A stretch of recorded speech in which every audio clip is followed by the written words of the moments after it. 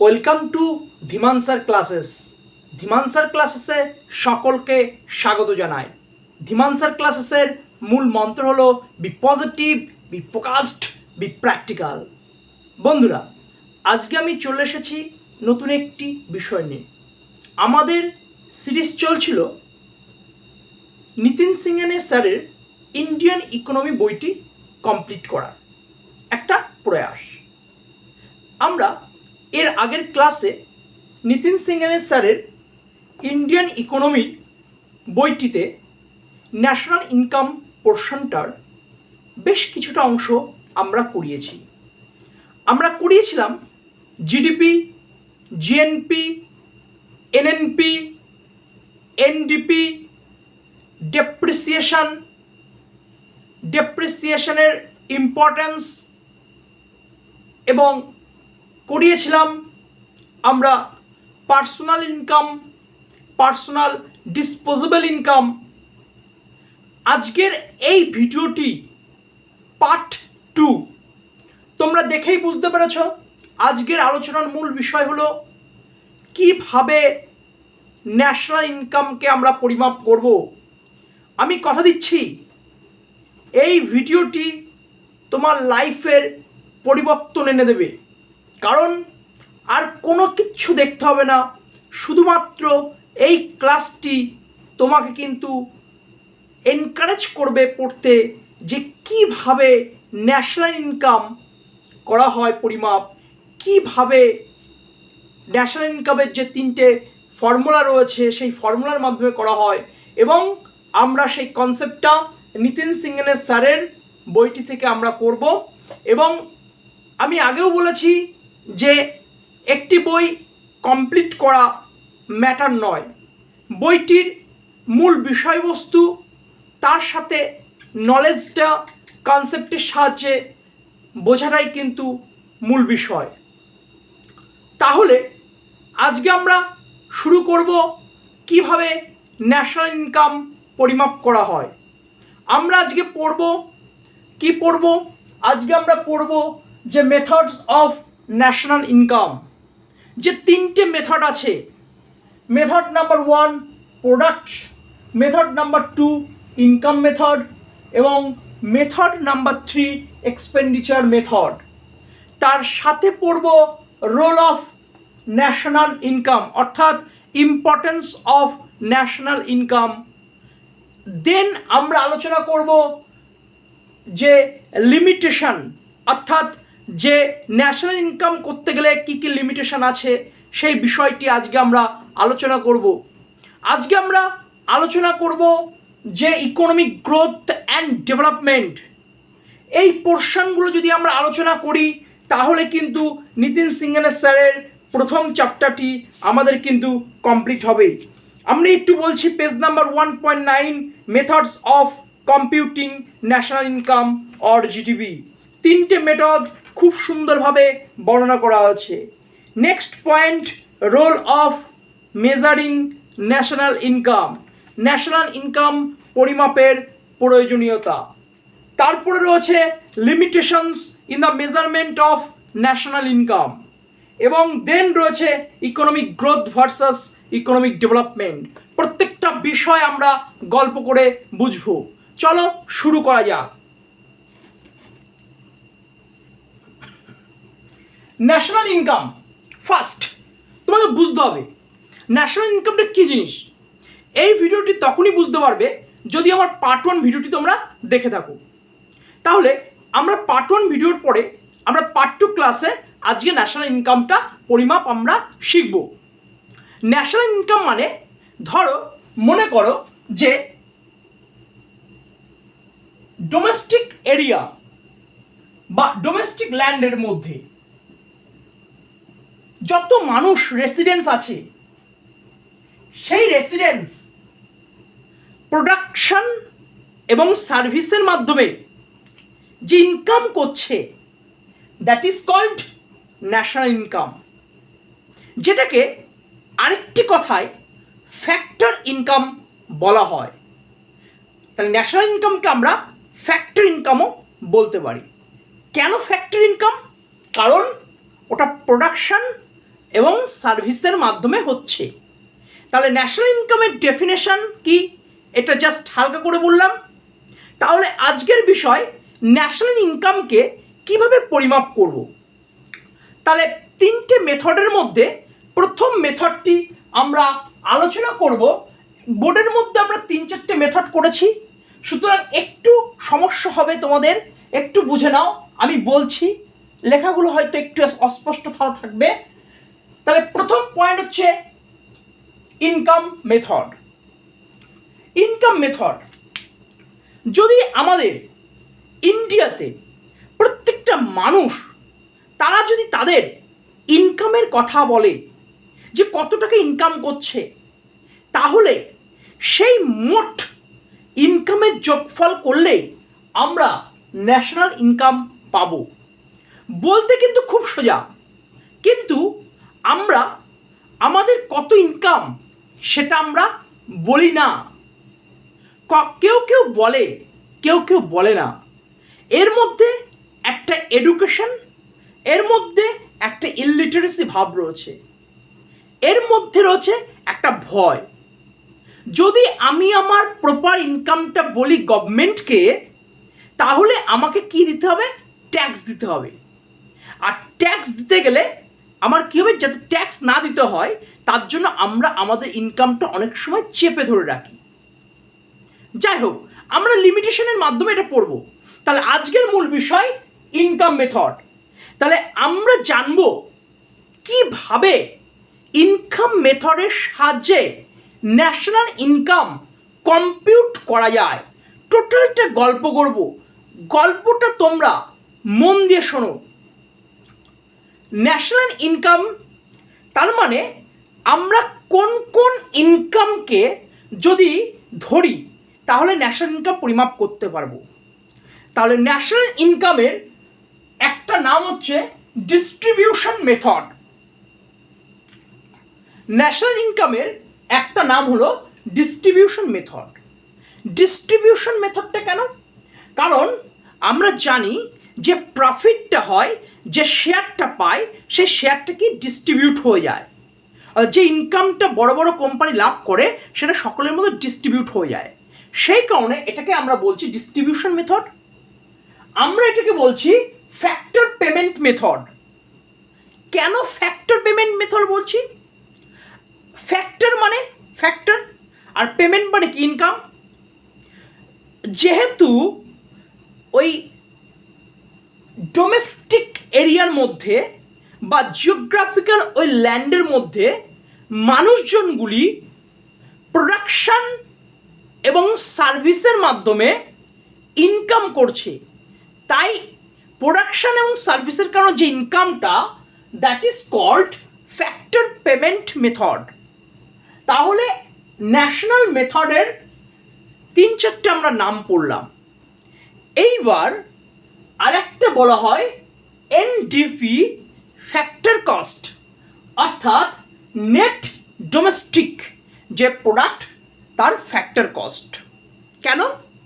কারণ আমরা একটু আগে বললাম যে ডোমেস্টিক এরিয়ার মধ্যে যত মানুষ বা রেসিডেন্স প্রোডাকশন এবং সার্ভিসের ফলে যে ফ্যাক্টর ইনকাম গ্রহণ করছে বা যে ইনকাম আর্ন করছে সেটাকে বলা হয় ডোমেস্টিক ইনকাম।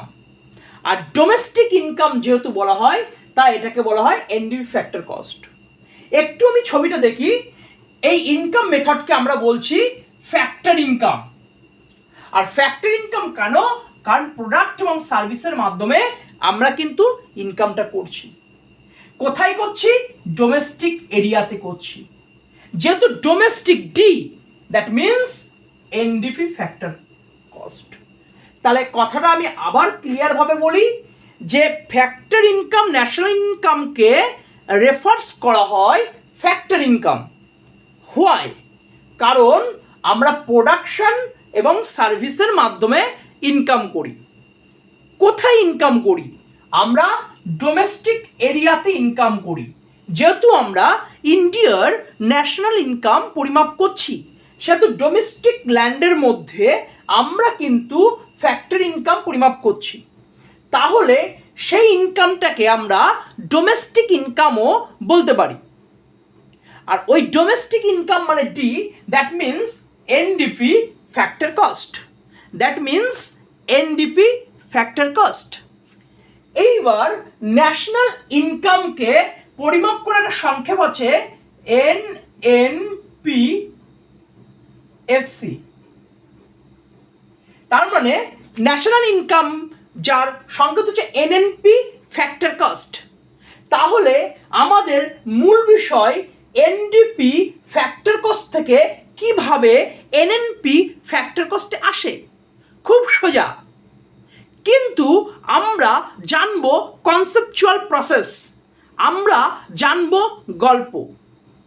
আমাদের মূল বিষয় হবে কোন কোন সেগমেন্ট থেকে, কোন কোন পোর্শন থেকে আমরা ইনকাম মেথডটা ধরব।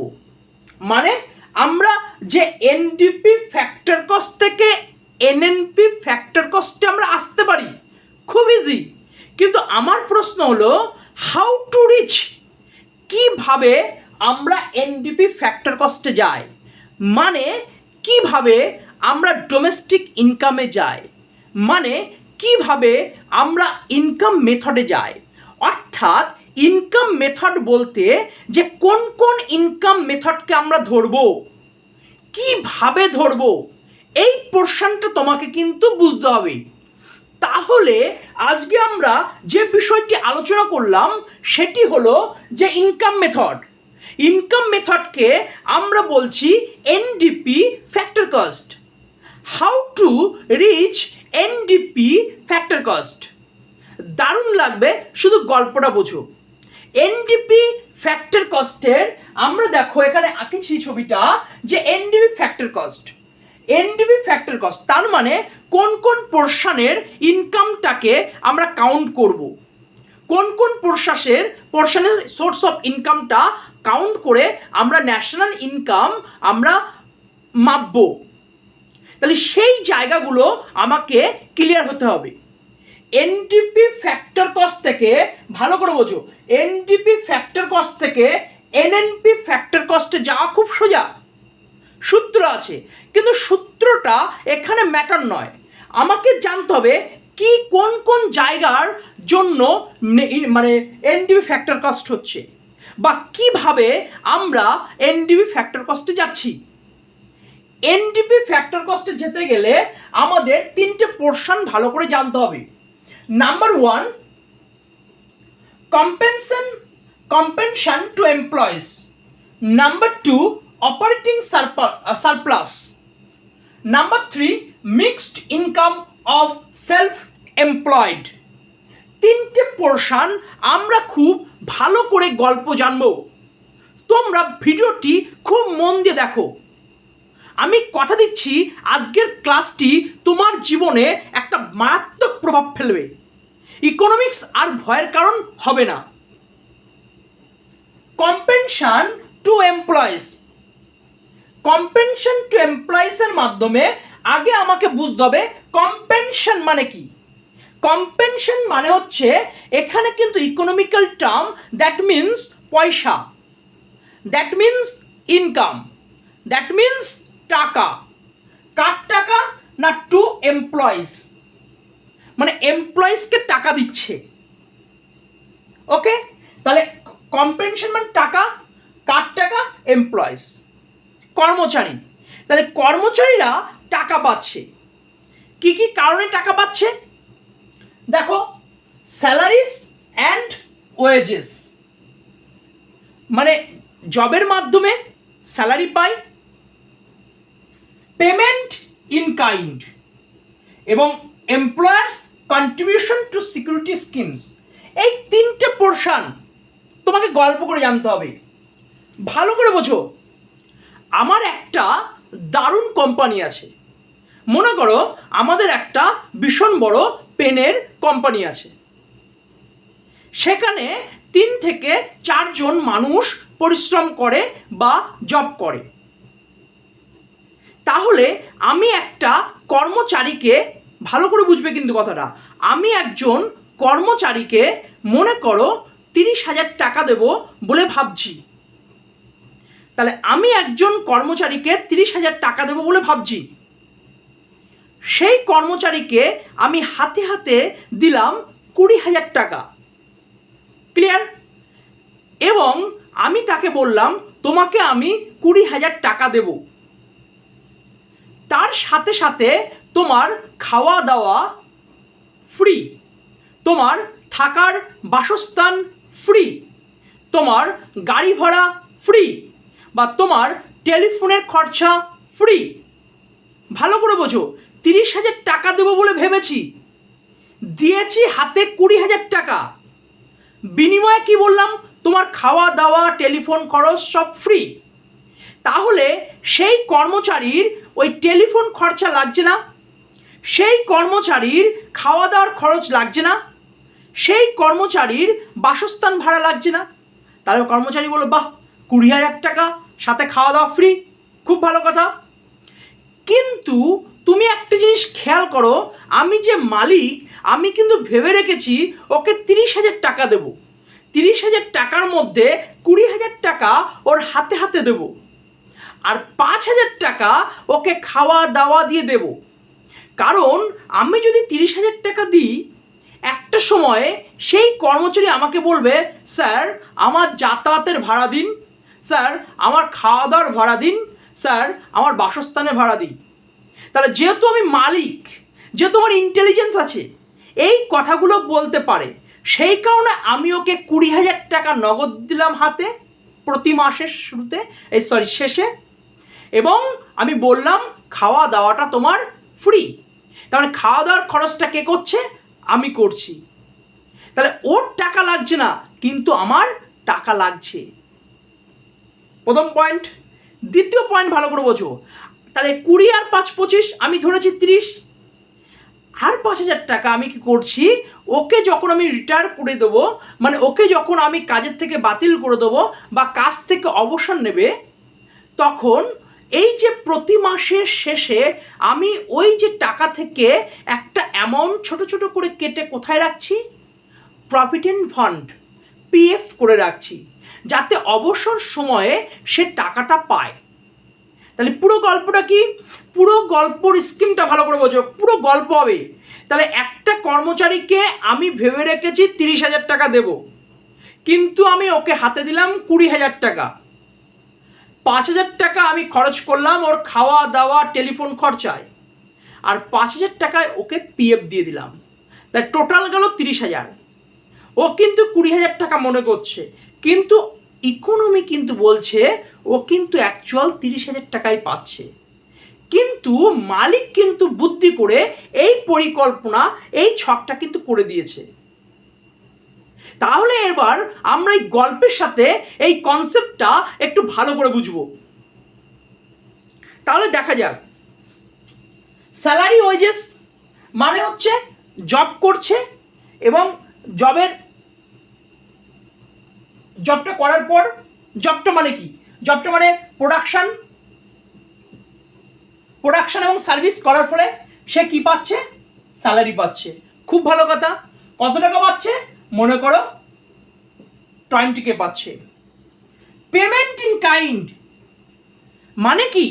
আমি বললাম কর্মচারীকে তোমার খাওয়া দাওয়া ফ্রি, তোমার টেলিফোন খরচ ফ্রি, তোমার মোবাইল খরচ ফ্রি, তোমার যাতায়াত ব্যবস্থা ফ্রি।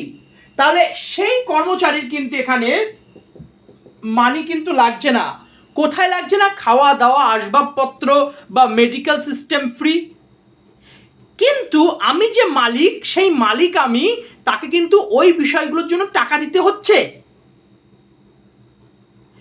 আমাকে দিতে হচ্ছে, তাকে দিতে হচ্ছে না কিন্তু। তাহলে যখন কোনো কর্মচারীকে আমি তার জবের বিনিময়ে কি করছি? কিছু সার্ভিস ফ্রি দিচ্ছি ইনডিরেক্টলি। আমরা যারা কর্পোরেট সেক্টরে যারা ভালো ভালো জব করে, তাদেরকে আমরা দেখতে পাই যে একটা মেডিকেল টিমের সাহায্যে তারা হেলথ চেক আপ করতে পারে, বা একটা ট্যুর পায়। এই যে ট্যুর, এই যে মেডিকেল সিস্টেম, এগুলোতে সেই কর্মচারীর টাকা কিন্তু ব্যয় হয় না। ব্যয় কার হয়? ওই কোম্পানির মালিকের। তাহলে কোম্পানির মালিক কি বোকা? একদম নয়। কোম্পানির মালিক জানে এই ভাগ্যবান ব্যক্তিকে আমি কত দেব, আমি 30,000 টাকা দেব, কিন্তু আমি হাতে হাতে দেবো 20,000 টাকা, আর 10,000 টাকা ওকে এমনভাবে দেব ও কাজেও শান্তি পাবে, মনেও শান্তি পাবে, বলে বাহ বসটা তো খুব ভালো, সব ফ্রি দিচ্ছে। কিন্তু এটা কিন্তু বসের টেকনিকটা তোমাকে কিন্তু বুঝতে হবে। তাহলে এটাকেই বলছি পেমেন্ট ইন কাইন্ড। স্যালারি মানে হাতে হাতে যে টাকাটা আমি পাচ্ছি, দেব 30,000 টাকা আমি জানি, কিন্তু দিচ্ছি কত, 20,000 টাকা। ওটা কি স্যালারি।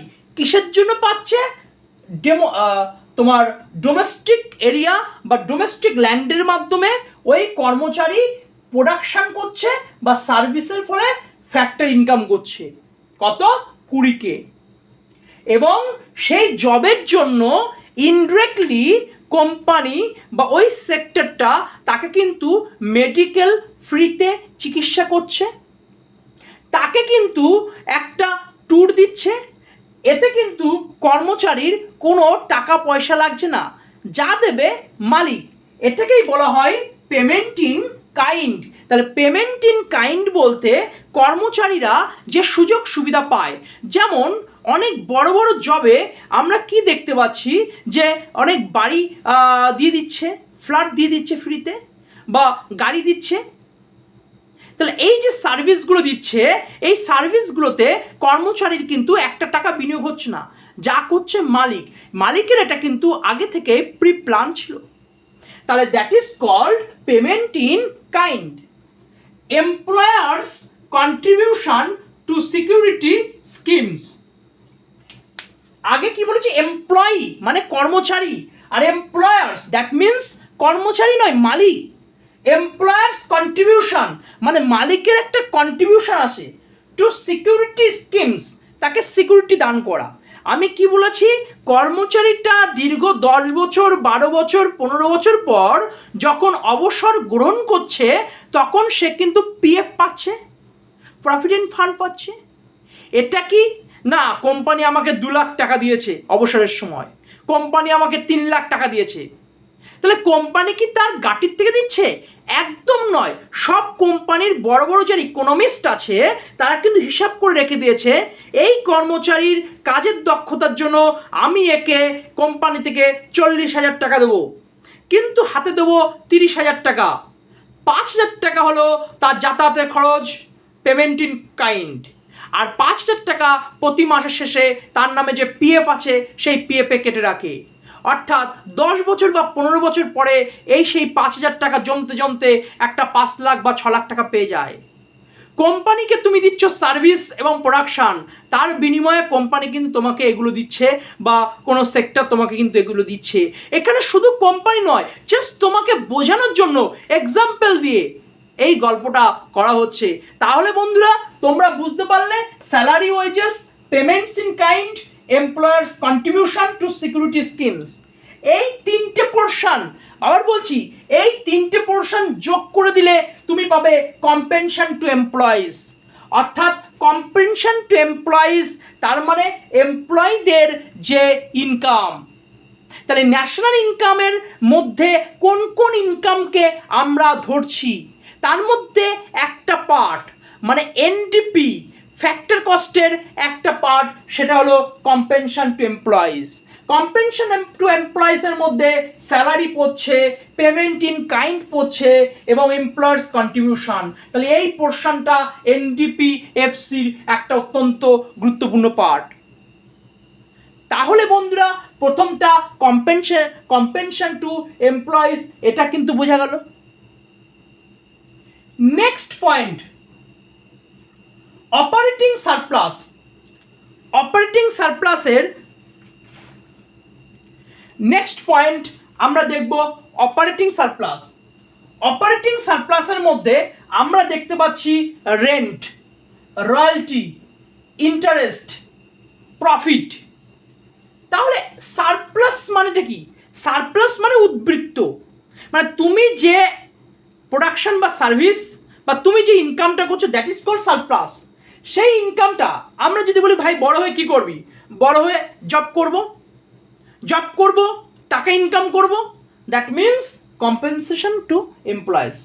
আবার কাউকে বললাম কি করবি, বাবার প্রচুর সম্পত্তি, সেই সম্পত্তি ভাঙিয়ে ভাঙিয়ে খাবো। কীরকম বিষয়টা আমি বলি, মনে করো প্রথম পয়েন্ট রেন্ট। তোমার প্রচুর সম্পত্তি আছে, সেই সম্পত্তিতে তুমি রেন্ট দিয়ে দিলে, অর্থাৎ কাউকে তুমি দিয়ে দিলে, এবং সেই ব্যক্তিটা কি করছে, মাসের শেষে তোমাকে কিন্তু একটা ভাড়া দিচ্ছে। সেটা কি, সেটা হচ্ছে ইংরাজিতে বা ইকোনমিক্যালি আমরা বলি রেন্ট। এই রেন্টটা তোমার কিন্তু ন্যাশনাল ইনকামের মধ্যে পড়বে।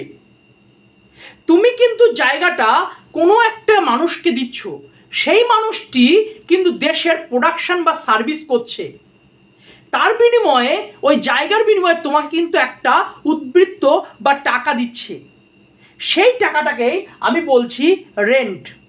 তাহলে রেন্টটা আমরা ন্যাশনাল ইনকামের পরিমাপের মধ্যে ফেলব। Next point royalty. আবার কেউ বলে যে ভাই আমি ভীষণ বড় হব, নিজের একটা ব্র্যান্ডিং কোম্পানি করব, বা মনে করো নিজের একটা ব্র্যান্ডিং কোচিং ক্লাস করব, করার পরে মনে করো ধীমান স্যার ক্লাসেস। এই ধীমান স্যার ক্লাসেস আস্তে আস্তে যখন বড় হবে তখন হাবড়া, কলকাতা, বারাসাত দিয়ে আমরা কি করব, আমরা তার শাখা প্রশাখা বা ফ্র্যাঞ্চাইজি দেবো। তার বিনিময়ে আমরা কি পাবো না, একটা রয়্যালটি। রয়্যালটি মানেটা কি, লিজ, বছরের শেষে একটা টাকা। মানেটা কি, 1 ইয়ার। ইকোনমিকে একটা জিনিস মনে করবে, প্রোডাকশন, সার্ভিস, 1 ইয়ার, ডোমেস্টিক, এই টার্মগুলো মনে রাখবে। মনে করো তুমি একটা বই লিখলে, কোনো একটা পাবলিকেশনে বইটা দিয়ে দিলে, এবং পাবলিকেশনে বললে যে প্রতি বছর আমাকে 8% বা 10% করে আমাকে রয়্যালটি দেবে, অর্থাৎ বইটি যা বিক্রি করবে তার 10% আমাকে দেবে। বইটি যদি মনে করো 10,000 টাকা বিক্রি হয়, তুমি বললে আমাকে 5,000 টাকা প্রতি বছর দেবে, ওটা কি রয়্যালটি। ওই রয়্যালটিটা কিসের মধ্যে পড়ছে, ন্যাশনাল ইনকামের মধ্যে পড়ছে। নেক্সট পয়েন্ট কি, ইন্টারেস্ট। ইন্টারেস্টে কি, ভালো করে বোঝো, এই জায়গাটা ভালো। ইন্টারেস্ট মানে যে সুদের যে টাকাটা, ওটা নয়, ভালো করে বুঝো। মনে করো যে তোমার অনেক ক্যাপিটাল রয়েছে, সেই জায়গাটায় তুমি কি করছো, তুমি কিন্তু কাউকে তুমি সেই জায়গাটা টাকা দিচ্ছ, কোনো কলকারখানা, কোনো ফ্যাক্টরিকে। সেই ফ্যাক্টরি কী করছে, প্রোডাকশান করছে। অর্থাৎ টাকাটা তুমি যখন টাকাটা তুমি যখন দিচ্ছ, সেই টাকাটা নিয়ে সেই কলকারখানা বা সেই ফ্যাক্টরি কী করছে, জিনিসপত্র প্রডিউস করছে, অর্থাৎ মানি জেনারেট করছে, তারপরে তোমাকে কিন্তু একটা পেমেন্ট করছে, দ্যাট ইজ কল্ড ইন্টারেস্ট। তাহলে ইন্টারেস্টটাও তোমার কিন্তু কার মধ্যে পড়ছে, ন্যাশনাল ইনকাম মেথডের মাধ্যমে একটা অন্যতম গুরুত্বপূর্ণ বিষয়। তাহলে অপারেটিং সারপ্লাসের মধ্যে রেন্ট পড়ছে, রয়্যালটি পড়ছে এবং ইন্টারেস্ট পড়ছে। যেমন ব্যাংকিং সেক্টরগুলো কি করে, কলকারখানাগুলোকে, ফ্যাক্টরিগুলোকে টাকা দেয়, টাকা দেওয়ার পর ফ্যাক্টরি কী করে, প্রোডাকশান করে, সার্ভিস দেয়, তাহলে মানিটা আস্তে আস্তে বাড়ছে, এবং সেই জায়গা থেকে ব্যাংকিংয়ে কিন্তু কী পাচ্ছে, ইন্টারেস্ট পাচ্ছে। সেন তাহলে এই যে ইন্টারেস্টটা, এই যে রয়্যালটি, এই যে রেন্ট, এগুলো সব কার মধ্যে পড়ছে, ইনকাম মেথডের মধ্যে পড়ছে। Next point, profit. এই প্রফিটটা 3টে জিনিস নিয়ে গঠিত। 1 নম্বর হচ্ছে কর্পোরেট ট্যাক্স, 2 নম্বর হচ্ছে ডিভিডেন্ড, 3 নম্বর হচ্ছে ডিস্ট্রিবিউট প্রফিট। প্রফিট মানে হচ্ছে যে এখানে কোনো ছোট বড় কোম্পানির কথা আমি বলছি না, এখানে বড় বড় টাটা, বিড়লা, রিলায়েন্স, এই সমস্ত কোম্পানির কথা বলছি। আমরা বলি না যে অমুক কোম্পানিতে 50% শেয়ার আছে, অমুক কোম্পানিতে অমুকের 10% শেয়ার আছে।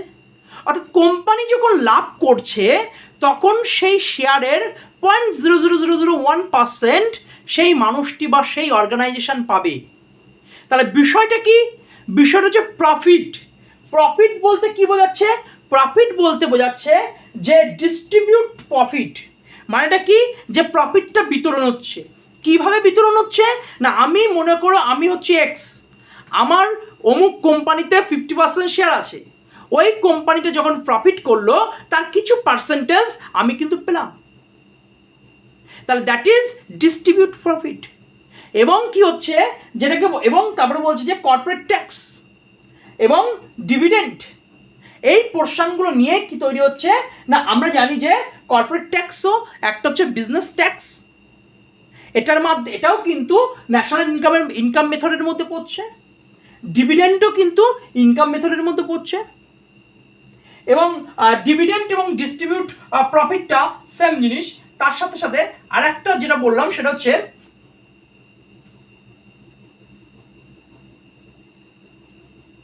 রিটেইনিং প্রফিট, ভালো করে বোঝো প্রফিট। মনে করো আমার একটা কোম্পানি আছে, ওকে, 50 crore 50 crore প্রফিট করলো, তাহলে কোম্পানির প্রফিট কি 50 crore? ভালো করে বোঝো কি করে হচ্ছে, সে 10 crore কর্পোরেট ট্যাক্স দিয়ে দিল, 10 crore ডিস্ট্রিবিউট প্রফিট করে দিল, কারণ বিভিন্ন কোম্পানির শেয়ার টেয়ার রয়েছে, কর্পোরেট ট্যাক্স দিল 10 crore দিল ডিস্ট্রিবিউট প্রফিটে, তাহলে 20 crore, তাহলে কর্পোরেট ট্যাক্সে কত দিল 10, ডিস্ট্রিবিউট প্রফিট বা ডিভিডেন্ডে কত দিল 10, আর তাহলে বাকি থাকলো কত 30, আর 30 crore রেখে দিল রিটেইনিং প্রফিট। মানে কোম্পানিটা সামনের দিন আগামী দিনে আরও অত্যাধুনিক করতে বা কোম্পানিটিকে আরও নতুন পর্যায়ে নিয়ে যেতে এটা তার ব্যয়বহুল খরচ হতে পারে বা তার ডেভেলপমেন্টের জন্য 30 crore রেখে দিল। তাহলে এই তিনটে পোর্শন যদি আমি জয়েন করে দিই, এখানে 30, এখানে 10, এখানে 10, তাহলে কত হলো 30, 10, 40, 10, 50, তাহলে টোটাল প্রফিট কত 50 crore। তাহলে প্রফিটটা কিভাবে পাচ্ছি, এটা কিন্তু বড় বড় কোম্পানির ক্ষেত্রে বলছি, প্রফিটটা পাচ্ছি কর্পোরেট ট্যাক্স, ডিভিডেন্ড বা ডিস্ট্রিবিউট প্রফিট এবং রিটেইনিং যে আর্নিং বা প্রফিট, এই তিনটের মিলিত হচ্ছে প্রফিট। প্রফিট হচ্ছে 50 crore। 50 crore যদি আমার না জানা থাকে তাহলে আমি এটাকে এরকমভাবেই করতে পারি, রিটেইনিং প্রফিটের 30 crore, ডিভিডেন্টের 10 crore অ্যান্ড কর্পোরেট ট্যাক্সের 10 crore, তাহলে 30 আর 10 40 আর 10 50, তাহলে কত হলো 50। তাহলে একটা জিনিস ভালো করে দেখো, rent, royalty, interest, profit, that means dividend, corporate tax and retaining profit, এই পোর্শনগুলো মিলে কি হচ্ছে অপারেটিং সারপ্লাস।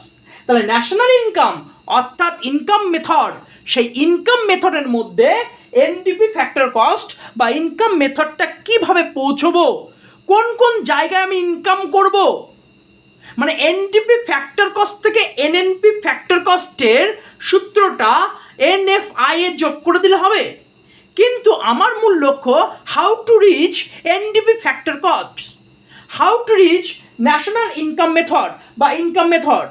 তাহলে ইনকাম মেথডের কোন কোন পোর্শনে পৌঁছবো আমরা, তার মধ্যে আজকে আমরা দুটো পোর্শন বললাম, একটি হলো কম্পেনশন টু এমপ্লয়িজ, অপরটি হলো অপারেটিং সারপ্লাস। নেক্সট পয়েন্ট হচ্ছে mixed income of self employed, mixed income of self employed বিষয়টা কি, এটা হচ্ছে আমাদের মতো ছোট ছোট আমাদমি। মনে করো আমার এই রুমটা আমার, ভালো কথা, এই রুমটাতে আমি কফির ব্যবসা করলাম, ওকে, আমি কফি তৈরি করলাম, আমি কফি সার্ভ করলাম, তাহলে আমার কোনো জন মজুর কিছুই লাগলো না, ঘরের ভাড়া দিতে লাগলো না, কিচ্ছু হলো না, তাহলে একটা তো আমি লাভ পেয়েছি, একটা তো আমি ইনকাম পেয়েছি, that is called individual income. ছোট ছোট যে সবগুলো হয়, তাহলে ওখান থেকে যেটা হয় সেটা হচ্ছে mixed income of self employed.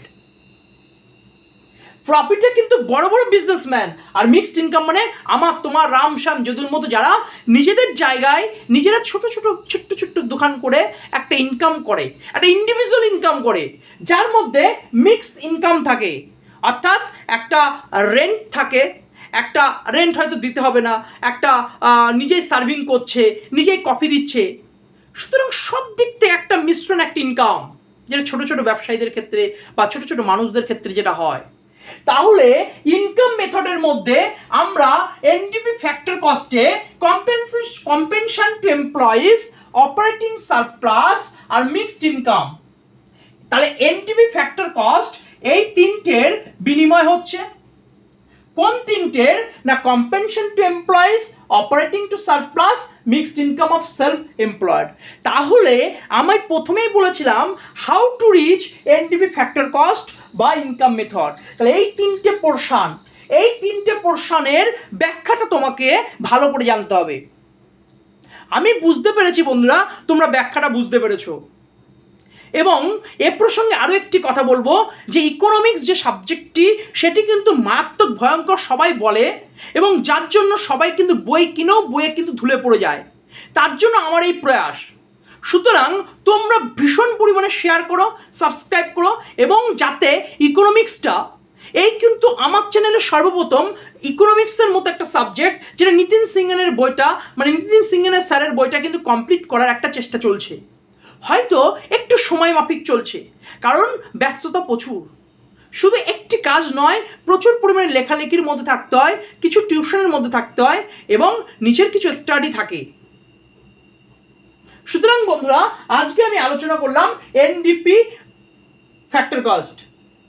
এবার আমি জানবো এই এনডিপি, ফ্যাক্টর, কস্ট থেকে এনএনপি, ফ্যাক্টর, কস্টে কিভাবে আসা যায়। ভালো করে বোঝো, এনডিপি মানে ডিটাকে এন করতে হবে। আবার বলছি, এই ডিটাকে কি করতে হবে? এন করতে হবে। যখন ডিটাকে এন করতে হবে, এনডিপি, ফ্যাক্টর, কস্ট থেকে এনএনপি, ফ্যাক্টর, কস্টে আমার যেতে গেলে আমাকে কি যোগ করতে হবে? আমাকে যোগ করতে হবে NFIA, net factor income from abroad. এই জায়গাটা যেটা আমরা আগের ক্লাসে এনএফআইএ কি, কিভাবে কম্পিউট করা হয়, কি বৃত্তান্ত, আগের ক্লাস অর্থাৎ পার্ট 1 তোমরা লিস্টে চলে যাও, ধীমাংসের ক্লাসের যে নিতিন সিংহ স্যারের যে অপশানটা রয়েছে ওখানে তোমরা পেয়ে যাবে। তোমরা ভিডিওটি দেখে নাও, তাহলে ক্লিয়ার হয়ে যাবে। তাহলে এনডিপি, ফ্যাক্টর, কস্টের সাথে এনএফআইএ যদি যোগ করে দিই তাহলে এনএনপি, ফ্যাক্টর, কস্ট পাবো। NNP, factor, cost that means national income. NDP, factor, cost মানে ইনকাম মেথড। এই ইনকাম মেথডের সাথে যদি এনএফআইএ, নেট ফ্যাক্টর ইনকাম অ্যাব্রড, এটা যদি যোগ করে দিই তাহলে এনএনপি, ফ্যাক্টর, কস্ট আমি কিন্তু পেয়ে যাব। তাহলে আজকে আমি আলোচনা করলাম ইনকাম মেথড। কমপ্লিট? ওকে, চলো নেক্সট পোর্শন। তোমরা দেখতে পাচ্ছ যে প্রোডাক্ট মেথড বা প্রোডাকশন মেথড। এই প্রোডাক্ট মেথডকে কিছু ভাগে ভাগ করা হয়।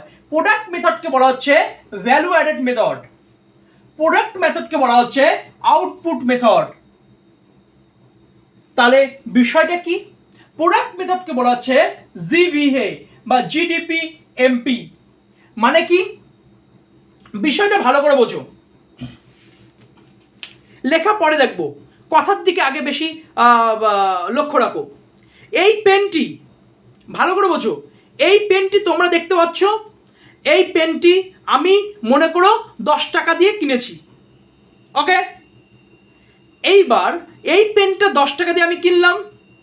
কেনার পর আমি এই পেনটা বিক্রি করলাম কত? 15 টাকায়। ওকে, তাহলে 10 টাকা দিয়ে কিনলাম, বিক্রি করলাম কত? 15 টাকা। ক্লিয়ার? 15 টাকা কেন? কারণ পেনটা এনে আমি বাড়িতে হয়তো একটু কালারিং করেছি, বা পেনটা হয়তো একটু জরি কাগজ দিয়ে বেঁধেছি, বা পেনটা এই যে পরিশ্রম করছি, অর্থাৎ এর মাঝখানে ভ্যালু যুক্ত করলাম। তাহলে 10 টাকায় কিনে 15 টাকায় বিক্রি করলাম, তাহলে 5 টাকা প্রফিট? একদম নয়, 5 টাকা প্রফিট নয়। 5 টাকা কি? 5 টাকা হচ্ছে এই যে আমার পরিশ্রমটা, 5 টাকা হচ্ছে ভ্যালু অ্যাড করলাম। ভ্যালু মানে ভ্যালুটা কি জিনিস ভালো করে বোঝো। আজকে কোনো কাজকে ছোট নয়, আমি জাস্ট এক্সাম্পল দেওয়ার জন্য ভালো করে বোঝো। আজকে কোনো একটা মানুষ সারাদিন পরিশ্রম করে সে কি পাচ্ছে? 200 টাকা। আবার ঠিক সেম ফিজিক্যাল ওয়ার্ক করে সে 200 টাকা পাচ্ছে। আবার কোনো একটা এডুকেটেড পারসন সে মেন্টালি ওয়ার্ক করে একদিনে 800 টাকা পাচ্ছে। তাহলে 200 টাকা কি? ওই মানুষটার ভ্যালু, ওই মানুষটার কাজের ভ্যালু কত? 200 টাকা। ওই শিক্ষিত মানুষের কাজের ভ্যালু কত? 800 টাকা। তাহলে ভ্যালু জিনিসটা কিন্তু প্রফিট নয়, ভ্যালু একটা আলাদা পরিশ্রম, ভ্যালু একটা আলাদা কোয়ালিটি।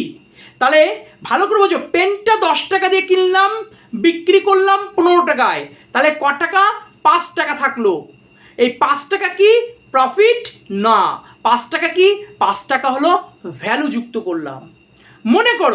মনে করো যে এই বইটি, ভালো করে বোঝো, এই বইটি আমি মনে করো 550 টাকায় কিনলাম। এই বইটা বাড়িতে এসে আমি একজনকে বিক্রি করলাম, ভাই এই বইটা আমি বিক্রি করব মনে করো 750 টাকায়, বা এই বইটা আমি বিক্রি করব 800 টাকা। এই যে মাঝখানে যে 200-250 টাকা থেকে গেল, এই 200-250 টাকাটা কি? এই 200-250 টাকা হচ্ছে ভ্যালু অ্যাড। কারণ কি? আমি বইটা পরিশ্রম করে এনেছি, বইটা এনে হয়তো জরি কাগজ দিয়ে মুড়িয়েছি, বা বইটার একটু পরিচর্যা করেছি। ওই যে পরিশ্রমটা, ওই পরিশ্রমটাই ভ্যালু, আর যার জন্য 100 টাকা বা 200 টাকা। তাহলে বিষয়টা বোঝা গেছে? তাহলে কেউ যদি ইনকাম না বলে, তাহলে আমরা প্রোডাকশান দিয়েও আমরা কিন্তু কি করতে পারবো? আমরা কিন্তু ন্যাশনাল ইনকাম পরিমাপ করতে পারবো। তাহলে ন্যাশনাল ইনকাম প্রোডাকশান দিয়ে কীভাবে পারবো না, যদি সেই ব্যক্তিটা তার প্রোডাকশানটা বলে এবং তার সাথে সাথে সে কত পরিমাণ ভ্যালু অ্যাডেড যোগ করেছে সেটা যদি বলে, তাহলে কিন্তু ন্যাশনাল ইনকাম করা যায়। তাহলে ভ্যালু অ্যাডেডের কনসেপ্ট ক্লিয়ার? ভ্যালু অ্যাডেড কি? ওকে, এইবার আমরা বোর্ডটা একটু কাইন্ডলি দেখব। চলুন দেখা যাক। অনেক কথা লিখেছি, ভয় পাওয়ার কিছু নেই। আচ্ছা, ভালো করে বোঝো। 20 টাকায় একটি পেন কিনেছি, কিচ্ছু লেখার দরকার নেই। ভালো করে, সরি, 12 টাকায় একটি পেন কিনেছি। ওকে, দেখতে পাচ্ছ? 12 টাকায় একটি পেন কিনেছি, পেনটা বিক্রি করেছি কত? পেনটা বিক্রি করেছি 20 টাকায়। তাহলে 12 টাকায় পেন কিনে 20 টাকায় বিক্রি করলাম।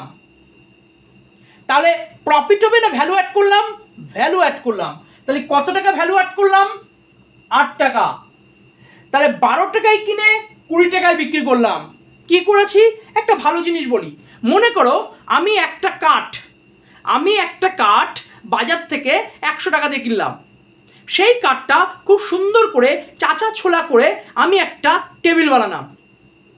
সেই টেবিলটা আমি বিক্রি করলাম 600 টাকায়। তাহলে 100 টাকায় কাঠ কিনে কাঠটার পিছনে আমি পরিশ্রম দিলাম, আমি মেহনত দিলাম, আমি আমার টেকনোলজি দিলাম, দেওয়ার পরে একটা টেবিল তৈরি করলাম। টেবিলটা কত টাকায় বিক্রি করলাম? 600 টাকায়। তাহলে 100 টাকায় কিনে, 100 টাকায় টেবিল কিনে 600 টাকায় কিন্তু টেবিল বিক্রি করছি না।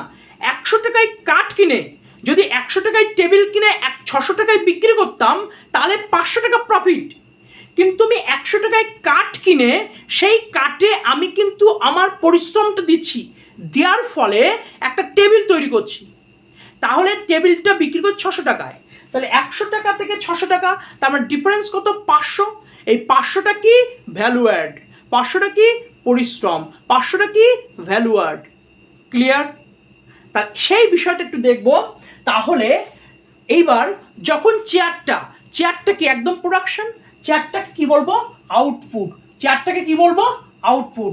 আবার রিপিট করছি, চেয়ারটাকে আমরা আউটপুট বলবো। চেয়ারটাকে আমরা আউটপুট বলবো। আচ্ছা, তাহলে এই যে 12 টাকায় পেনটা কিনলাম, তাহলে 12 টাকায় পেনটা যেটা কিনলাম সেটাকে কি বলবো? Intermediate consumption. ইন্টারমিডিয়েট কনজামশন মানে র ম্যাটেরিয়াল যেটাকে বলি, ইন্টারমিডিয়েট কনজামশন। আর 20 টাকা যেটা বিক্রি করলাম সেটাকে বলবো আউটপুট। আর এই দুটো বিয়োগ করে কত টাকা পেলাম? 8 টাকা পেলাম। তাহলে কত ভ্যালু অ্যাড করলাম? 8 টাকা। তাহলে বোঝা গেছে, তার মানে 12 টাকা হচ্ছে ইন্টারমিডিয়েট কনজামশন। 12 টাকা কি? Intermediate consumption. ইন্টারমিডিয়েট কনজামশন কোনটা? ওই কাঠটা। ইন্টারমিডিয়েট কনজামশন কোনটা? ওই পেনটা। ইন্টারমিডিয়েট কনজামশন কোনটা? আমি বাজার থেকে যেটা কিনে আনছি, যেটা র। কেনার পরে যখন বিক্রি করছি তখন সেটা কিন্তু ভ্যালু অফ আউটপুট। তাহলে আউটপুট কখন হচ্ছে? একটা জিনিসের প্রতি যখন আমি ভ্যালু অ্যাড করছি, ভ্যালু অ্যাড করার পর সেটা আউটপুট হচ্ছে। আর ভ্যালু অ্যাড করার আগে সেটা কি রয়েছে? সেটা ইন্টারমিডিয়েট বা র ম্যাটেরিয়াল। দেখো এখানে 12 টাকা, 12 টাকায় যে পেনটা, এখানে কিন্তু ভ্যালু অ্যাড কিছু করিনি, তাহলে কিনে আনলাম, এটা ইন্টারমিডিয়েট মানে ফার্স্ট স্টেপ। সেকেন্ড স্টেপে কী হলো, 20 টাকা বিক্রি করলাম, অর্থাৎ আউটপুট। তাহলে এই দুটো যখন মাইনাস করে দিলাম, তাহলে value of output minus intermediate consumption যখন মাইনাস করে দিলাম, 20 মাইনাস 12, তখন কী পেয়ে গেলাম, 8।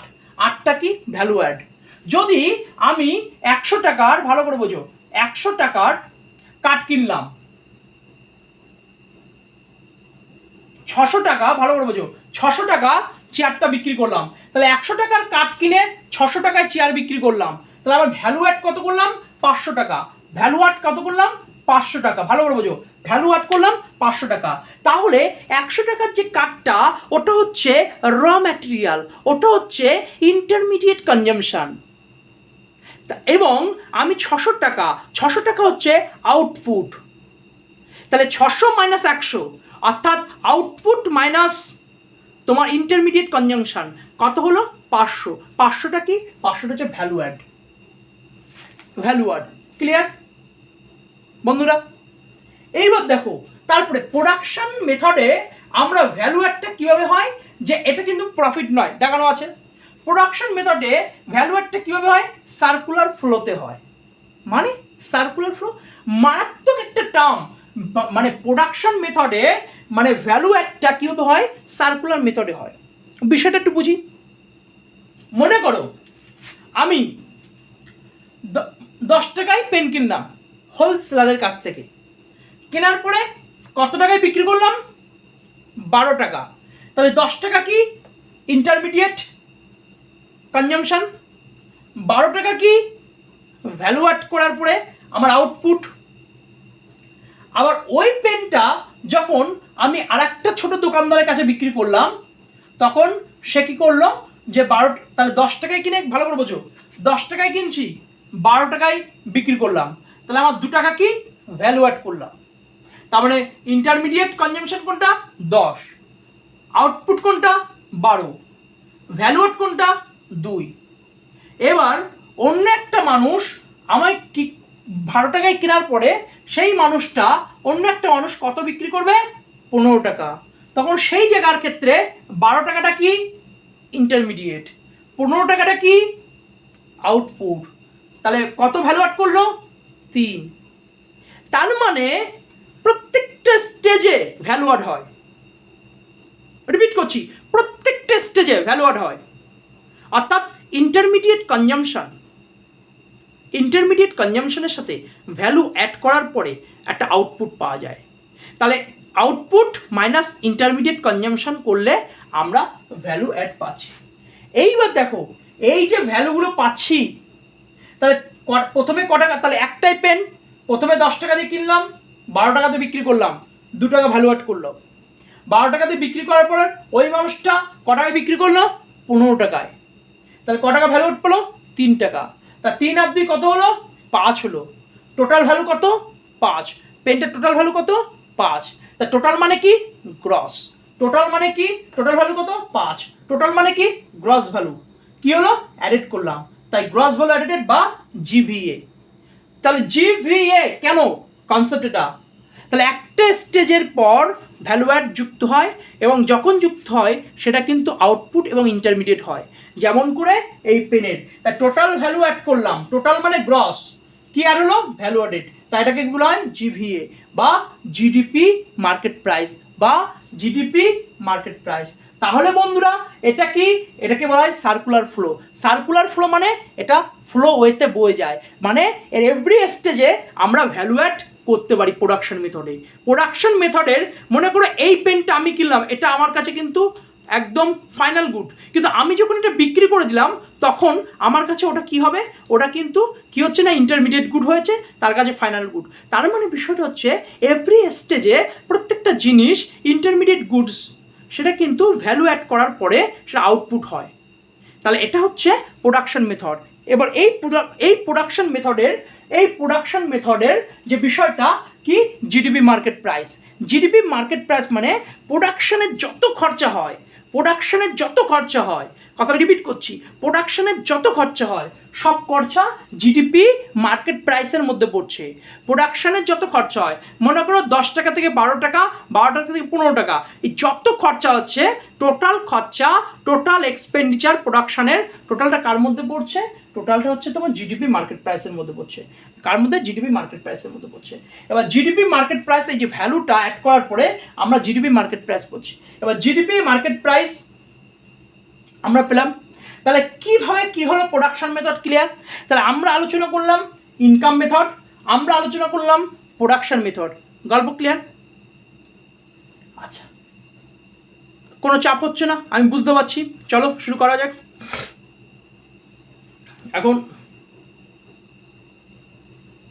এখন রাত 1:10। মানে বিষয় হচ্ছে যে জাস্ট 2 মিনিট বলবো। সারাদিন বিভিন্ন জায়গায় টিউশন, বিভিন্ন সেন্টারগুলোতে বিশেষ পড়ানো থাকে এবং তার সাথে সাথে লেখালেখির চাপ থাকে, এবং তোমাদেরকে কথা দিয়েছি ইকোনমিক্সটা কমপ্লিট করাবো।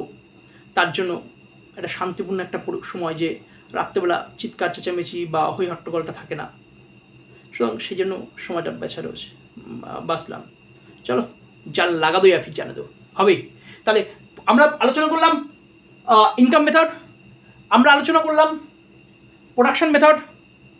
নেক্সট আমরা আলোচনা করব থার্ড যে মেথডটা, সেটা হলো এক্সপেন্ডিচার মেথড। এক্সপেন্ডিচার মানে কি? ব্যয়। এক্সপেন্ডিচার মেথডকে আমরা জিডিপি মার্কেট প্রাইস বলতে পারি। এক্সপেন্ডিচার 4টি ক্ষেত্রে হয়। এক্সপেন্ডিচার 4টি ক্ষেত্রে হয়। কোন 4টি ক্ষেত্রে সেটা আমরা একটু দেখে নেব। কথা রিপিট করছি, এক্সপেন্ডিচার 4টি ক্ষেত্রে হয়, সেই 4টি ক্ষেত্র আমরা একটু দেখে নেব। প্রথম, পার্সোনাল কনজামশন এক্সপেন্ডিচার, জায়গা নেই বলে লিখে নিই, personal consumption expenditure, government consumption expenditure, gross private domestic invest, net foreign investment. Okay, বিষয়টা একটু বলি। পার্সোনাল কনজামশন এক্সপেন্ডিচার, পার্সোনাল মানে কি? ধরো আজকে আমার বাড়িটা খারাপ হয়ে গেছে, তাহলে সেখানে তো একটা খরচ হয়েছে। দেখো, যখন কেউ প্রোডাকশানের কথা বলছে না, ভ্যালু অ্যাডের কথা বলছে না, ইনকামের কথা বলছে না, তা তুমি এক্সপেন্ডিচার দিয়েও তুমি কিন্তু ন্যাশনাল ইনকাম পরিমাপ করতে পারো। মানে কিভাবে? ভালো করে বোঝো। আজকে তুমি আমার কাছ থেকে পেনটা 10 টাকা দিয়ে কিনলে, কোনো একজন লোক এসে বলো, দাদা পেনটা কতই বিক্রি করলেন? আলো আমি জানি না, আমি বলবো না, কারণ তোমার রাস্তা কি? যে কিনেছে তার কাছে গেলে, দাদা আপনি পেনটা ওনার কাছ থেকে কিনেছেন? হ্যাঁ কিনেছি। কত টাকায় কিনেছেন? 10 টাকা। বেরিয়ে গেল। তাহলে একজন না বললে অন্যজন, 3টে মেথড। ভালো করে বোঝো। এক্সপেন্ডিচার, তুমি 500 টাকা খরচ করেছো, তার মানে এটা কি? বা তুমি 1000 টাকা খরচ করেছো, বা তুমি 3 প্লেট বিরিয়ানি খেয়েছো, তার মানে কি? তুমি 300 টাকা খরচ করেছো, তার মানে কি? তার মানে তোমার কাছে 300 টাকা অবশ্যই ছিল, তার চেয়েও বেশি থাকতে পারে। যে 300 টাকা না থাকতো তাহলে খরচ করতে না, 500 টাকা না থাকতে খরচ করতে না। তাহলে এক্সপেন্ডিচারটা দিয়েও আমরা কিন্তু ন্যাশনাল ইনকাম পরিমাপ করতে পারি। কিভাবে? দেখো, পার্সোনাল কনজামশন মানে কি? খরচ। পার্সোনাল কনজামশন কথার অর্থ হচ্ছে খরচ। কিভাবে এটা পসিবল? আজকে আমাদের ঘরটা ফেটে ফুটে গেছে, ঠিকঠাক করলাম। টেবিল চেয়ারটা নষ্ট হয়ে গেছে, ঠিকঠাক করলাম, এক্সপেন্স করছি। তাহলে that is called personal consumption expense. Government consumption, government কোথায় খরচ করছে? ডিফেন্স সিস্টেমে, রেশন সিস্টেমে প্রচুর টাকা কিন্তু খরচ করছে। স্কুল কলেজগুলো টাকা বিনিয়োগ করছে যাতে ডেভেলপ করার জন্য, উন্নতি করার জন্য। তাহলে এগুলো কি? লং টাইমের জন্য এক্সপেন্ডিচারগুলো। তাহলে সেই এক্সপেন্ডিচারগুলো মাধ্যমে তুমি কিন্তু ন্যাশনাল ইনকাম পরিমাপ করতে পারো। Gross private domestic invest, gross private domestic invest কথার অর্থ কি? গ্রস প্রাইভেট ডোমেস্টিক ইনভেস্ট এবং নেট ফরেন ইনভেস্টমেন্ট, যেটা এক্সপোর্ট এবং ইম্পোর্টের কথা আমরা বলছি। এই 4টি মাপের মাধ্যমে আমরা কিন্তু এক্সপেন্ডিচার মেথডটা কিন্তু আমরা করতে পারি। Expenditure method that is called GDP market price. যা এক্সপেন্ডিচার হচ্ছে, যা খরচা হচ্ছে, টোটালটা জিডিপি মার্কেট প্রাইস। এবার জিডিপি মার্কেট প্রাইসটা দেখো, এই জিডিপি মার্কেট প্রাইস, তা আমি আসবো কিসে? National income. ন্যাশনাল ইনকাম মানে কি? NNP factor cost. তাহলে আমি আসবো কিসে? আমার মূল টার্গেট কি? NNP factor cost. আমার মূল ইনকাম হচ্ছে এনএনপি ফ্যাক্টর কস্ট। আচ্ছা, আমরা কোথায় আছি? আমরা আছি জিডিপি মার্কেট প্রাইস। আমরা আছি জিডিপি মার্কেট প্রাইস। তাহলে জিডিপি মার্কেট প্রাইস থেকে যদি আমরা ডেপ্রিসিয়েশন বাদ দিয়ে দিই, ভালো করে বোঝো, জিডিপি মার্কেট প্রাইস থেকে যদি আমরা, তাহলে ভালো করে দেখো, এই যে আমাকে কি করতে হবে? এনএনপি, ভালো করে বোঝো, আমাকে কি করতে হবে? NNP factor cost. তাহলে আমাকে একটা এন আনতে হবে। তাহলে আমাকে কি আনতে হবে? একটা এন আনতে হবে। তাহলে জিটাকে এন বানাতে হবে। তাহলে এন যদি বানাই তাহলে কি হবে? এনডিপি, রিপিট করছি, জিডিপি, এই জিডিপিকে আমার জিটাকে এন বানাতে হবে, কারণ কি? আলটিমেট আমার এনএনপি ফ্যাক্টর কস্ট লাগবে। তাহলে জিটাকে এন বানাতে গেলে আমার দাঁড়াচ্ছে কি? NDP market price. তাহলে এনডিপি মার্কেট প্রাইস কখন আসবে? যখন জিডিপি মার্কেট প্রাইস থেকে ডেপ্রিসিয়েশন বাদ দিয়ে দেবো। রিপিট করছি, জিডিপি মার্কেট প্রাইস থেকে ডেপ্রিসিয়েশন বাদ দিয়ে দিলে আমার আসবে এনডিপি মার্কেট প্রাইস। কেন এনডিপি করব? কারণ আমার মূল টার্গেট এনএনপি। তাহলে ঠিক আছে, তাই এন ধরবো। তাই প্রথমে আমি এন করলাম, এন মানে এনডিপি। তাহলে জি থেকে এন করতে গেলে ডেপ্রিসিয়েশন বাদ দিতে হয়। খুব ভালো কথা। তাহলে কি পেয়ে গেলাম? NDP market price. এবার আমার এটা কিসে আছে? NNP factor cost. তাহলে এনডিপিকে ফ্যাক্টর কস্টে নিয়ে যাব। এনডিপিকে কোথায় নিয়ে যাব? ফ্যাক্টর কস্টে, অর্থাৎ মার্কেট প্রাইস থেকে ফ্যাক্টর কস্ট। আমরা জানি যদি মার্কেট প্রাইস থেকে ইনডিরেক্ট ট্যাক্স মাইনাস করে দেওয়া হয়, বাদ দেওয়া হয় এবং সাবসিডিজ যদি যুক্ত করে দেওয়া হয় তাহলে ফ্যাক্টর কস্ট পাওয়া যায়। রিপিট করছি, রিপিটটা কি? যদি আমরা জানি যে যে মার্কেট প্রাইস থেকে ইনডিরেক্ট ট্যাক্স বাদ দিয়ে দাও এবং সাবসিডিজ যুক্ত করে দাও, তাহলে কি পাবো? Factor cost. তাহলে এই এনডিপি মার্কেট প্রাইস থেকে ইনডিরেক্ট ট্যাক্স আমি বাদ দিয়ে দিয়েছি এবং সাবসিডি যোগ করে দিয়েছি, তাহলে কি পেলাম? NDP factor cost. এবার এই ডিটাকে আবার কি করতে হবে? এন বানাতে হবে। এই টিকে এন বানাতে গেলে, অর্থাৎ এনএনপি ফ্যাক্টর কস্ট বানাতে গেলে, অর্থাৎ এনডিপিকে এনএনপি ফ্যাক্টর কস্ট বানাতে গেলে আমাকে কি যোগ করতে হবে? এনএফআইএ। অর্থাৎ এনএফআইএ যদি যোগ করি তাহলে এনএনপি ফ্যাক্টর কস্ট পাওয়া যাবে। দারুণ মজার জিনিস, ভালো করে বোঝো। জিডিপি, এই জিটাকে এন করলে কি হয়? এনডিপি। তখনই করতে পারবে যখন তুমি জিডিপি মার্কেট প্রাইসের সাথে মাইনাস করবে কি? ডেপ্রিসিয়েশন। কি পাবে? NDP market price. এবার এই এনডিপি মার্কেট প্রাইসকে এনডিপি ফ্যাক্টর কস্টে নিয়ে যেতে হবে। কেন নিয়ে যেতে হবে? কারণ আমার অ্যান্সারটা লাগবে NNP factor cost. NNP factor cost আমরা জানি মার্কেট প্রাইস থেকে ফ্যাক্টর কস্টে যেতে গেলে ইনডিরেক্ট ট্যাক্স বাদ দিতে হয় আর সাবসিডিজ যুক্ত করতে হয়। তাহলে এখানে আমরা কি করব? ইনডিরেক্ট ট্যাক্স এবং সাবসিডি যুক্ত করলাম, ইনডিরেক্ট ট্যাক্স বাদ দিলাম, সাবসিডি যুক্ত করলাম। করার পর কি হলো? করার পর আমরা দেখতে পেলাম এনএনপি ফ্যাক্টর কস্ট, আমরা দেখতে পেলাম এনডিপি ফ্যাক্টর কস্ট পেলাম। এবার এনডিপি ফ্যাক্টর কস্টের সাথে যখন আমি এনএফআইএ যুক্ত করলাম তখন আমি পেয়ে গেলাম এনএনপি ফ্যাক্টর কস্ট। তাহলে বন্ধুরা, আজকে আমি আলোচনা করলাম হাউ টু মেজার, কিভাবে পরিমাপ করা হয় ন্যাশনাল ইনকাম। হয় তুমি প্রোডাকশনের মাধ্যমে, ভ্যালু অ্যাডের মাধ্যমে বিচার করতে পারো, নতুবা তুমি ইনকামের মাধ্যমে, নতুবা তুমি এক্সপেন্ডিচারের মাধ্যমে। তিনটে পদ্ধতির মাধ্যমে আমরা কিন্তু কি জানি? আমরা কিন্তু ন্যাশনাল ইনকাম পরিমাপ করতে জানি। তাহলে আজকে সুন্দর করে কিছু গল্প বললাম। আমি বলছি প্রথম থেকে প্রথম ক্লাস এবং এই ক্লাসটা যদি তোমরা দেখো, ন্যাশনাল ইনকামের কোনো ইনফরমেশান তুমি বাদ পাবে না। ন্যাশনাল ইনকামের কোনো কনসেপ্ট তুমি বাদ পাবে না। আমি কথা দিচ্ছি ইকোনমিক্স আর ভয়ের বিষয় হবে না, 5টা আঙুলের মধ্যে তোমার সীমাবদ্ধ থাকবে।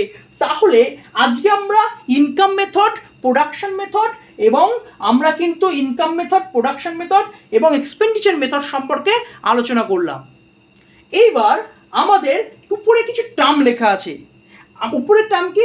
রোল অফ ইম্পর্টেন্স, মানে importance of national income, growth and development, limitation. বিষয়টা একটু বলি, বইটা আমরা একটু দেখি। Role of measuring national income কি বলেছে? Formulation of national income quantifies the economic growth. আচ্ছা, রিডিউসেস ইনএকুয়ালিটিস এবং ফরেকাস্ট ট্যাক্স রেভিনিউস এবং it helps that corporate sector to plan. আচ্ছা, বুঝতে পারলাম। আচ্ছা, ইম্পর্টেন্স কি?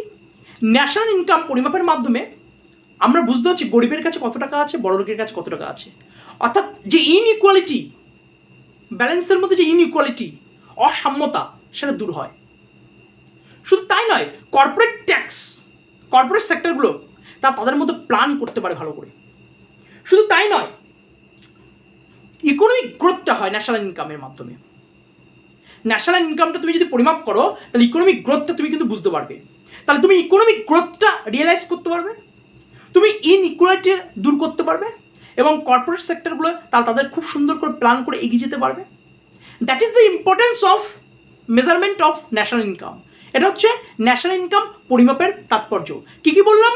যে ইনইকুয়ালিটি দূরীভূত হবে, অসাম্যতা দূরীভূত হবে, ইকোনমিক সেক্টরগুলোতে গ্রোথ হবে এবং কর্পোরেট যে সেক্টরগুলো আছে তারা তাদের বিজনেস অ্যাক্টিভিটিস সুন্দর সুন্দর করে তারা কিন্তু প্ল্যান করতে পারবে।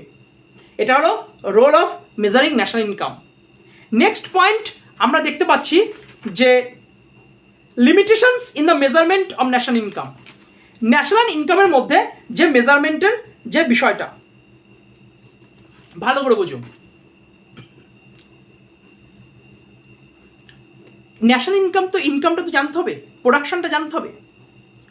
মনে করো এই পেনটা আমাদের গাইঘাটাতে নিচ্ছে 10 টাকা, চাঁদপাড়াতে নিচ্ছে 20 টাকা, বনগাঁতে নিচ্ছে 30 টাকা। কথার কথা। তাহলে পেনটার কি কোনো নির্দিষ্ট দাম আছে? তাহলে এক একটা মার্কেট, জাস্ট আমি এক্সাম্পল দিচ্ছি, কিছু ক্ষেত্রে প্রাইস কিন্তু একটা জায়গায় একটা। তাহলে প্রাইস যে দ্রব্যের যে মূল্যটা, সেই মূল্যটা কিন্তু ঠিক নয়। যেহেতু দ্রব্যের মূল্যটা ঠিক নয়, তাহলে ন্যাশনাল ইনকামটা কীভাবে করবে? নেক্সট, আবার কখনো কখনো ইন্টারমিডিয়েট গুডসগুলির ব্যবহার 2-3 বার হয়ে যায়। বিষয়টা কি?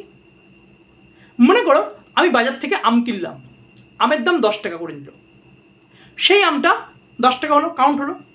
সেই আমটা আমি জুস করলাম, সেই জুসটা বিক্রি করলাম, সেখান থেকে একটা ইনকাম হলো এবং যে বিক্রি করলো তারও একটা ইনকাম হলো। তাহলে বিষয়টা কি? বিষয়টা হচ্ছে যে একটা অসাম্যতা, একটা ইনইকুয়ালিটি, একটা কি, একটা ডাবল কাউন্টিং। তাহলে আম তো সেই একটাই, সে আমের জুস বলো বা আমের মেশিন বলো, যাই বলো না কেন, তাহলে একটা জিনিস একবারই তো মেজারমেন্ট হবে। তাহলে ইন্টারমিডিয়েট গুডস, আমরা জানি যে ন্যাশনাল ইনকাম হয় ফাইনাল গুডসের উপর ডিপেন্ড করে, কিন্তু কোনটা ইন্টারমিডিয়েট গুডস আর কোনটা ফাইনাল গুডস, এটা কখনো কখনো আমাদের খুব কঠিন হয়ে দাঁড়ায়। আমের কথাই ধরো না কেন, সেই আমটা ফাইনাল গুডস নাও হতে পারে, সেই আমটা জুস হচ্ছে, সেই আমটা জুস থেকে সেটা প্যাকেটে করে বিক্রি হচ্ছে। তাহলে একটা আমের দাম নিচ্ছি, আবার জুসের দাম নিচ্ছি, আবার সেটা প্যাকেটিংয়ের দাম নিচ্ছি। তাহলে একটা জিনিসের দেখো 2-3 বার কাউন্ট হয়ে যাচ্ছে। তাই এটা তো যদি কাউন্ট হয়, তা ন্যাশনাল ইনকাম তো গলত হবে। ন্যাশনাল ইনকাম, গলত শব্দটা আমার এক স্টুডেন্ট বলতো, স্যার গালতি, সো সেখান থেকে গলত বা গালতি শব্দটা মনে পড়ছে। তা ন্যাশনাল ইনকামটা তো একটা প্রবলেম হবে। বিষয়টা বোঝা যাচ্ছে? এবং নেক্সট, আমরা কি ইনকামটা থেকে তো মেজারমেন্ট করি। ধরো মনে করো আমি টিউশন পড়াচ্ছি, আমি একটা স্টুডেন্টের কাছে 500 টাকা নিচ্ছি। এবার আমার বাড়িতে 3-4টে বাচ্চা আছে, তাহলে সেই বাচ্চাগুলোকে আমি পড়িয়ে দিচ্ছি, আমার রিলেটিভ বলে আমি টাকা নিচ্ছি না, তাই ফ্রি দিচ্ছি। কিন্তু ওই বাচ্চাগুলো যদি অন্য কোনো টিচার কাছে পড়তে যেত, তা তো 600 টাকা 700 টাকা লাগতো। তাহলে আমাকে তো টাকাটা দিচ্ছে না। তাহলে এখানে তো একটা অসাম্যতা রয়েছে, একটা ইনইকুয়ালিটি রয়েছে। তাহলে সার্ভিস হচ্ছে কিন্তু পেমেন্ট হচ্ছে না। যেরকম আমি আমার কাছের বাচ্চাকে বা আমি আমার রিলেটিভকে পড়াচ্ছি, সে যদি অন্য জায়গায় পড়তে টাকা দিত, তাহলে মেজারমেন্টটা কীভাবে ঠিক হবে? তা ন্যাশনাল ইনকামের যে লিমিটেশনগুলো আমি বলছি, আবার অনেকের কাছে ডাটা থাকে না। ধরো কোনো এক কৃষককে তুমি বলে, স্যার আপনি কতটা প্রোডাকশন করেছেন, বা আগামী দিনে কত প্রোডাকশন করবেন, বা আপনি কত এক্সপেন্ডিচার করলেন, বা আপনি কত প্রফিট করলেন, বা আপনি কত ভ্যালুয়েট করলেন। ভারতবর্ষের মধ্যে মানে কি বলবো, শিক্ষিত আছে এবং নিরক্ষর মানুষ আছেন, সেই নিরক্ষর মানুষ ডাটাটা তো জানে না, তাদের কোথায় করছে আমফান এসে দিয়ে দেবে, ব্যাস, কিছুই নেই, তাদের মধ্যে কোনো ডাটা নেই। তাহলে আমরা এডুকেশন পার্সন নিয়ে তো আমি ন্যাশনাল ইনকাম করতে পারি না। আমাকে ন্যাশনাল ইনকাম করতে গেলে টোটাল ভারতবর্ষের কান্ট্রির মধ্যে যত মানুষ আছে সবার ইনকামটা নিতে হবে। কিন্তু অনেকেই তো অশিক্ষিত, নিরক্ষিত, তারা তো ডাটা দিতে পারে না। তাহলে ন্যাশনাল ইনকামের যে লিমিটেশন, তাহলে একটা দিকে এক এক রকম প্রাইস নিচ্ছে, একটা দিকে এক এক জিনিসের ডাবল কাউন্টিং হয়ে যাচ্ছে, একটা দিকে সার্ভিস হচ্ছে, পেমেন্ট হচ্ছে না, একটা দিকে তোমার ডাটা নেই। কেন ডাটা নেই? একটা ফার্মারের কথাই ধরো। তাহলে এইগুলো হচ্ছে ন্যাশনাল ইনকামের লিমিটেশন। আমি বোঝাতে পারলাম? নেক্সট পয়েন্ট আমরা পড়ব economic growth versus economic development. মারাত্মক একটা point, economic growth versus economic development. ভালো করে বোঝো, একদম খুব সুন্দর করে বলবো, খুব ভালো করে বোঝো। ইকোনমিক গ্রোথ মানে রিয়েল জিডিপি। স্যার কি real GDP? Real GDP that means constant price, আর nominal GDP that means current price. প্রথম ভিডিওতে আলোচনা করা আছে। রিয়েল জিডিপির বৃদ্ধি হবে, পার ক্যাপিটা ইনকাম বৃদ্ধি হবে, ন্যাশনাল ইনকাম বৃদ্ধি পাবে। ইকোনমিক গ্রোথে প্রোডাকশানটা ম্যাটার, প্রোডাকশানের গ্রোথের উপর ইকোনমিক গ্রোথটা ডিপেন্ড করে, প্রোডাকশানের ভিত্তির উপর। এবং ইকোনমিক গ্রোথের ক্ষেত্রে আমরা বলতে পারি এবছর 10% ইকোনমিক গ্রোথ হয়েছে, বা 20%, বা 30%, বা 10-15%। কিন্তু ইকোনমিক ডেভেলপমেন্টের প্রায় আমি বলতে পারবো না 10% ইকোনমিক ডেভেলপমেন্ট হয়েছে। ডেভেলপমেন্ট মানেটা কি? ডেভেলপমেন্ট মানে হচ্ছে ইনফ্রাস্ট্রাকচার। মানে আমার একটা পুরনো স্কুল আছে, সেই স্কুলটা আমি মেরামত করলাম, সেই স্কুলটা আমি কি বলতে পারবো ভাই 10% মেরামত করেছি বা 10% সুন্দর হয়েছে? না, আমি বলবো স্কুলটা কোয়ালিটিটা দারুণ হয়েছে এবার। তাহলে আমি কি বলবো এবছর ইকোনমিক গ্রোথ দারুণ কোয়ালিটিপূর্ণ? না। তাহলে ইকোনমিক গ্রোথ হচ্ছে কোয়ান্টিটি, 10% বৃদ্ধি, 20% বৃদ্ধি। কিন্তু ইকোনমিক ডেভেলপমেন্ট কোয়ান্টিটি নয়, কোয়ালিটি। স্কুল কলেজ 10% বৃদ্ধি হয়েছে কখনোই বলতে পারবো না। স্কুল কলেজ কি বলবো? স্কুল কলেজ দারুণ কোয়ালিটি হয়েছে। ইকোনমিক ডেভেলপমেন্ট তখনই সম্ভব যদি ইকোনমিক গ্রোথ, অর্থাৎ ইকোনমিক ডেভেলপমেন্ট টোটালি নির্ভর করে ইকোনমিক গ্রোথের উপর, আর ইকোনমিক গ্রোথে জোর দেওয়া হয় প্রোডাকশানের উপর। তাহলে ইকোনমিক গ্রোথে প্রোডাকশান, সার্ভিস এগুলোর উপর জোর দেওয়া হয়, আর ইকোনমিক ডেভেলপমেন্ট কার উপর নির্ভর করবে? ইকোনমিক গ্রোথের উপরে, আর এরা জোর দেয় ইনফ্রাস্ট্রাকচারের উপরে। যেমন আমেরিকা যুক্তরাষ্ট্র, ইউএসএ, এই ইউএসএ এরা কিন্তু ইনফ্রাস্ট্রাকচারে জোর দেয় না, কারণ এরা ডেভেলপড কান্ট্রি। এরা কি করে? এরা বলে যে আমাদের সমস্ত ইনফ্রাস্ট্রাকচার ওকে, আমাদেরকে জোর দিতে হবে প্রোডাকশানের উপরে, দ্যাট ইজ ইকোনমিক গ্রোথ। আর ইন্ডিয়া বা অন্যান্য কান্ট্রি যেগুলো আন্ডার ডেভেলপড বা ডেভেলপিং, তারা কি করে? চলো ইউএসএর মতো ডেভেলপ করতে হবে, ইনফ্রাস্ট্রাকচার করতে হবে। ওরা প্রোডাকশানের থেকে ইনফ্রাস্ট্রাকচারে, স্কুল, বিল্ডিং, রাস্তাঘাটের দিকে নজর দেয়। আর আমেরিকা রাস্তাঘাটের দিকে নজর দেয় না, ওরা প্রোডাকশনের দিকে নজর দেয়। That is the difference between economic growth and development. Economic growth না হলে ইকোনমিক ডেভেলপমেন্ট হবে না। ইকোনমিক গ্রোথ 10%, 20% অর্থাৎ কোয়ান্টিটি, আর economic development quality, school college নির্মাণ। ইকোনমিক গ্রোথ মানে per capita income, GDP, real GDP এগুলো বৃদ্ধি পাচ্ছে, আর ইকোনমিক ডেভেলপমেন্টে এগুলোর সাথে সাথে কী হয়? ওয়েলফেয়ারটা বৃদ্ধি পায়, সোসাইটির যে ওয়েলফেয়ার সেই ওয়েলফেয়ারটা বৃদ্ধি পায়, সোশ্যাল ডেভেলপমেন্ট হয়। That is the difference of economic growth and economic development. তাহলে বন্ধুরা, আজকে আমরা নিতিন সিংহানের স্যারের প্রথম চ্যাপ্টারটা আমরা কমপ্লিট করলাম। যে চ্যাপ্টারের মধ্যে আমরা ছিল যে history of national income, important concepts, nominal versus real GDP, transfer payments, other variants of national income, methods of computing national income আজকে পড়ালাম, role of measuring national income যেটা আজকে পড়িয়েছি, limitation in the measurement of national income, economic growth versus economic development, এই পোর্শনগুলো আমরা আজকে পড়িয়েছি। তাহলে আজকের ক্লাসটা আমরা কিন্তু এই পর্যন্তই কমপ্লিট করছি। কিছু কথা বলে দিই, এই যে ডিফিকাল্ট সিচুয়েশনে আমরা রয়েছি, তুমি আমি সবাই আছো, একটি কথা বলবো ভাই, লেগে থাকো, পড়ে থাকো, ধরে থাকো, হবেই, হতে বাধ্য, একদিন না একদিন হবে। কিন্তু যেদিন হবে তার জন্য তুই প্রস্তুত তো? সুতরাং সেই দিনটার জন্য আজকে থেকে লড়াই। যেদিন অপরচুনিটি আসবে সেদিন সকাল থেকে লড়াই করলে অপরচুনিটি ধরতে পারবে না। সবার জীবনে কখনো সকালে, কখনো দুপুরে, কখনো বিকালে অপরচুনিটি আসবেই, কিন্তু সকাল দুপুর রাত আমিও জানি না, তুমিও জানি না কি করব, কখন আসবে। ফোন করে বা হোয়াটসঅ্যাপে মেসেজ তো করে না। তার জন্য আমাকে আজকে থেকে প্রস্তুত হতে হবে। তাই তোমার প্রস্তুতির জন্য ধীমান স্যার ক্লাসেস সর্বদাই কিন্তু রয়েছে। যে কোনো সাবজেক্ট, যে কোনো বিষয়, যে কোনো কিছু WBCS সহ কমপ্লিট পরীক্ষার জিনিসপত্র নিয়ে চলে আসছে। আরেকটি কথা, যার সামনে WBCS মেন দেবে, আমার পেশাবশেষে WBCS মেন্সের উপরে দারুণ দারুণ প্র্যাকটিস সেট বার হচ্ছে। কেন দারুণ বলেন? কষ্ট করে লিখি তাই দারুণ বললাম। হ্যাঁ, দারুণ আপনারা অনেকে নাও বলতে পারেন, কিন্তু আলটিমেট অনেকেই বলেছে খুব সুন্দর হয়েছে। আগামী দিনে আরও ডেভেলপ করার চেষ্টা করছি।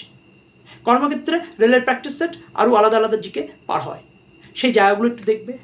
আগামী দিনে প্রচুর পরিমাণে বইপত্র বার হওয়ার সম্ভাবনা রয়েছে।